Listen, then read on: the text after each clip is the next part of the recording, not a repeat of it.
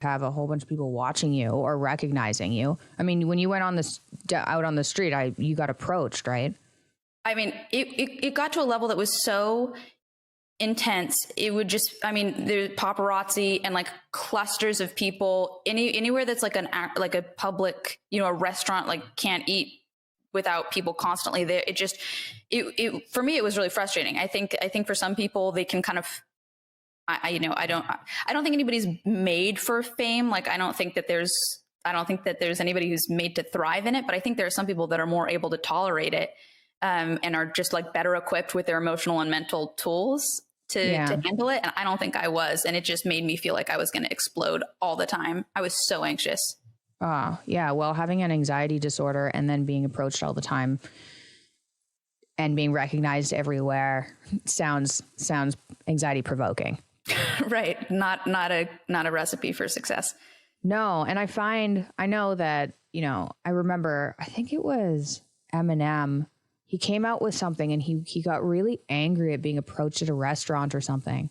And me as a kid, I was just like, well, like that's kind of what you get for being in the pub. Like, I think there's a level of, don't want to say like resentment or anger for people looking in, but they're kind of like, well, you're a celebrity. Like, what do you expect? And then I know I've noticed through mainly being around my dad and I'm not putting any negativity there because most people who approach him are really kind and it's been overwhelmingly positive, but it's still like, you know, sometimes when you're having dinner, it's like, I just want to have dinner. So sure. It's weird. It's a weird situation. Well, I'm curious about that too, because like with, you know, your dad specifically, but I would imagine, like, I mean, he's changed my life. I've done his self-authoring suite 3 times. I do it at the start of every year. Oh my God. I have given it as a gift to everybody that I know. I just think it's so helpful in terms of like getting you in check with yourself.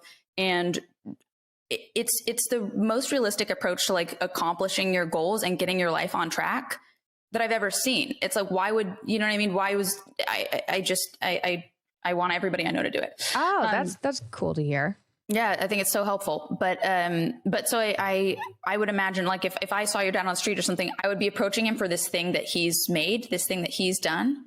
I resented fame. I really did, because it was like people were coming at me constantly for a thing that I was ashamed to be a part of. You know, I was on a show that I thought was trash. Like I just thought, this is so shitty. This is so bad. I don't want to go onto this overlit kids show set and like scream my lines and just like, whoa, Carly, like everything just felt just so ridiculous. So for me, it was like when people were constantly approaching me, it just felt like, God, about this dumb piece of trash that I don't even like. Why is this the big thing? Like, it just felt so, I mean, I know that's super, I think it's a super unlikable thing to say, but it really is my experience. No, it's just, you know, it's just kind of sad, right? I think I kind of get where you're coming from too, because for an actor too, you're portraying people who you aren't.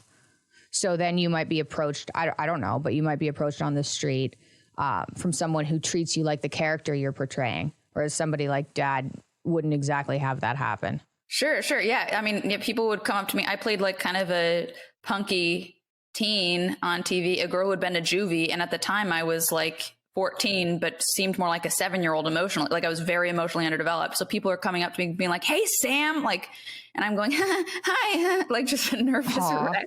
And they're like, oh, you're not cool. Never mind. Aw, man. That's sad. That's all right. That's all right. I did self-authoring once. It takes a lot of self-discipline, I would say, to go through the exercises, because they're not fun per se, and they're not frilly. So to hear you've done it 3 times, that's pretty impressive. Yeah, I literally have my filled out ones in my drawer in front of me because I read them frequently so that I stay on track. I mean, I take it very seriously. That's such a good idea. So what are your goals then? What do you want to do? I think I've done a pretty good job. My last ones were like write a play was my first one. I wrote a play, didn't do anything with it, didn't like it.